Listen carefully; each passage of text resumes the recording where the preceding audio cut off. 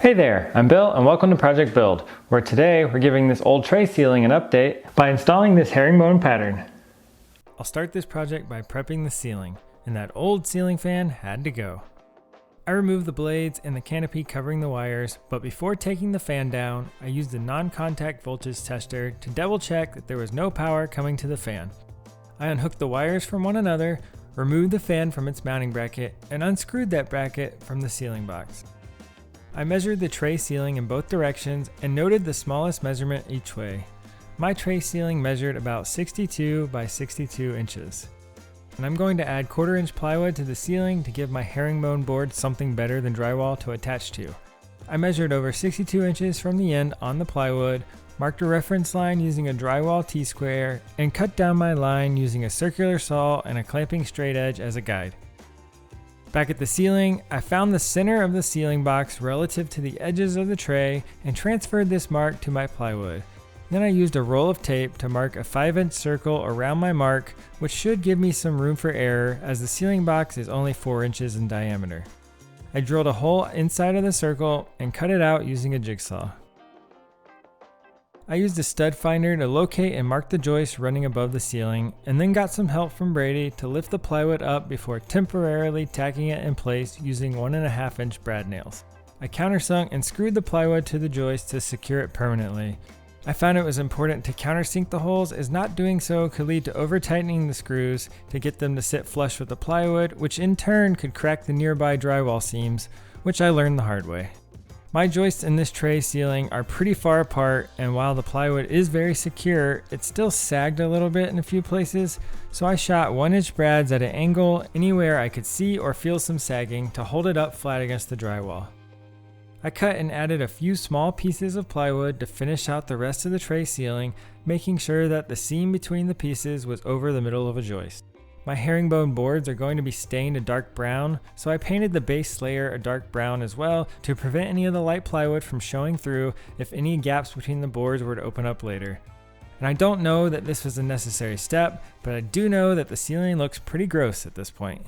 So I'm done with the prep for the ceiling, and I need to cut the boards to make the herringbone pattern from, but there are a few important details to make note of first. For a herringbone pattern to work correctly, every board needs to be the same size, and the length of each board needs to be a multiple of the width. And I decided I'm going to make my boards out of 1/4 inch oak plywood, as using solid wood would quickly become very expensive. I decided upon a length to width ratio of 5:1, with the width being 4 5/8 inches and a length of 23 1/8 inches. And I chose these specific measurements as I'll be able to get 40 boards out of this one 4x8 sheet of plywood while minimizing the amount of plywood wasted. I marked my oak plywood at 24 inches and cross-cut it using the same method as I did with the base layer plywood earlier. And I repeated this twice more until I had made 4 24 by 48 inch plywood rectangles. I set my table saw fence to 4 5/8 inches and cut in the direction of the wood grain to get 10 boards from each of the 4 oak rectangles. And I used my miter saw to square up one end of each board and then cut the other end of each board to 23 1/8 inches in length, using a stop to make the cuts repeatable. In total, I have 40 identical boards for my one sheet of plywood. The boards have very similar grain patterns, and it can be hard to tell where the seams between them are when the long edges are lined up, so I used a chamfer bit on my router to add a small bevel to all 4 edges of each board. Now it's a lot easier to tell where one board ends and another begins, and this will become even more apparent after staining the boards. I lightly sanded each board with 220 grit to remove any saw marks, and then stained each board in the direction of the grain, being sure to get stain on the chamfered edge, wiping off the excess stain once the board was covered, and set aside all the boards to dry overnight. I needed to make a right triangle jig to start the herringbone pattern with, so I squared a piece of scrap plywood on my miter saw and then cut a 45-degree angle to give me a triangle piece. Herringbone patterns can be a little tricky, so it's a good idea to practice laying them out before installing. For example, it feels right to put the point of the triangle jig on the center line here, but once I lay out the pattern, you can see that the actual center of the herringbone pattern is slightly to the side of the marked center line. So to fix this, we need to offset the triangle jig a bit. An easy way to do this is to measure the width of one of the boards and divide that width by 2 to get a half width. and I'll take that half width and measure from the right angle point of the triangle down the side and mark it. Now when I place the mark of the triangle on the center line, the center of the zigzag pattern lines up with the center line. And I just wanted to note that if you made the mark on the other side of the triangle, you'd also need to switch which board overlaps the other so that the zigzag will be over the center line. On to installing the boards. I marked the halfway point of the ceiling in a couple of places and then connected the marks with the straight edge. The seam of the plywood is perpendicular to my marked line, but if I didn't have that plywood seam to reference, I'd also need to draw a line perpendicular to my center line. I placed the bottom of my triangle jig in line with the plywood seam and put the half width mark of the triangle on my ceiling center line and tacked it in place with a few brads. I took the first board, put some wood glue on the backside, and then placed it against my jig, making sure I oriented it over the center line correctly and lined up the front edge with the jig using a scrap piece of plywood. Then I tacked it in place using a pin nailer, which leaves such small holes that I won't need to fill them later, as I can't see them from the floor, which is pretty awesome. I repeated for the next few boards, putting glue on the back, using a scrap board to line up the front edges, and tacking them in place. Eventually, there's no more room for a full board going in this direction, so I'll work the other way. I pried off the triangle jig and pulled out the brad nails that stay behind. And then I continued to glue and tack the boards up until I came to the ceiling electrical box. I placed the board over the box and marked where it intersected the edges.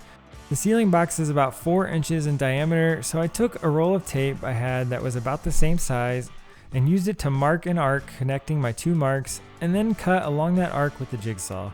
I tested the fit, trimming where necessary, and once my cutout fit correctly over the box, I installed the board just like the others. I marked, cut, and installed the next two boards around the electrical box the same way. I continued on putting up the rest of the V pattern until I reached the other end of the tray ceiling. Installing the boards goes pretty quickly on open spaces where you don't have to make any cuts.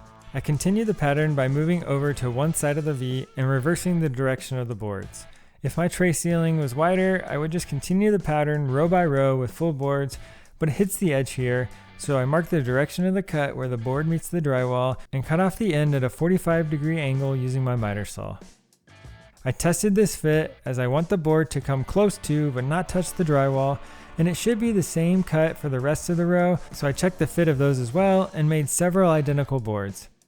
I used my scrap piece of plywood to align the first board in this row, and then worked off of the first board to put up the rest of the boards. And it's the same process for the row on the other side of the ceiling. Now I need to fill in the remaining parts of the pattern. To do this, I measured the long edge of the next board location and then transferred that mark to a board, being sure to note the direction of the 45-degree cut. After cutting, I installed it and then repeated the process to finish to the wall. When you get down to filling in the really small pieces, be careful that the grain goes in the right direction. For example, the size of this piece is correct, but the grain is in the wrong direction and it won't match the rest of the pattern.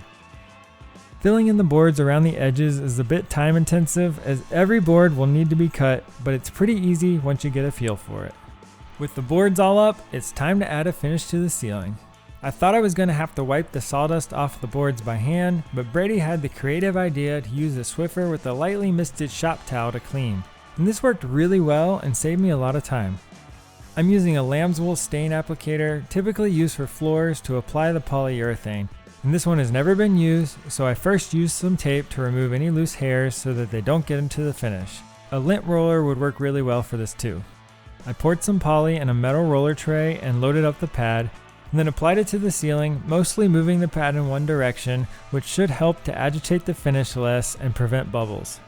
The pad is intended to be used on floors and not ceilings, so gravity was working against me here, and eventually the poly began dripping down onto the floor below. And since I had the long painter's pole, I was able to stand out of the way of the drips, but if you finish a ceiling like this, expect it to get messy and protect your floors accordingly.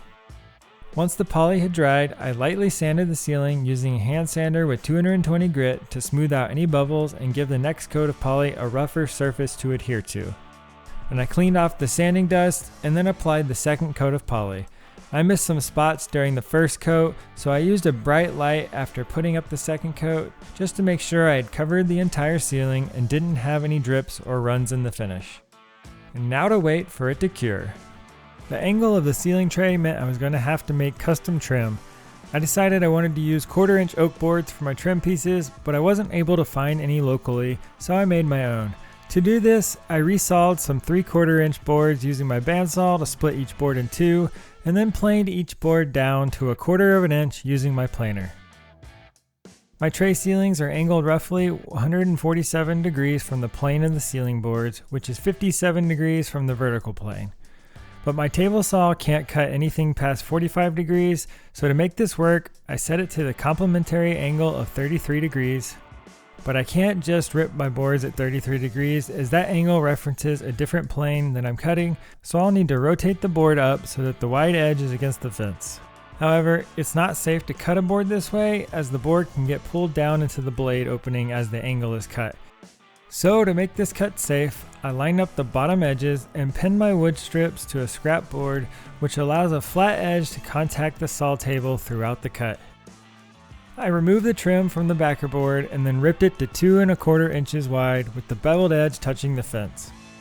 I added a chamfer to the non-beveled edge that matches the chamfer on the ceiling boards, and I sanded each trim board with 220 grit to remove any saw marks and prepare for finishing.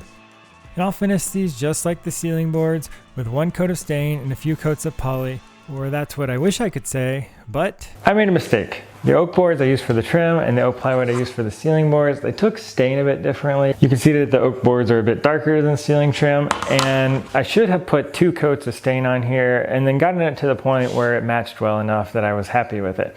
Problem is, since I already put on a coat of poly, it sealed the wood and it's not gonna take stain at this point, so I need to fix that. I sanded the trim with 150 grit to remove the poly, and you can see that the stain somewhat stays behind here, but that's okay. After 1 coat of stain, I'm much happier with the color of the trim boards. I think it only took 1 coat the second time around, both because there was some residual stain left from the first time, and I let it sit on the boards a little longer before wiping off the excess. The angle of the tray ceiling makes measuring the length of the trim needed difficult, so I cut a 45-degree angle piece from a bit of extra trim and then marked the point on each end where it meets the corner of the ceiling, and then measured from mark to mark.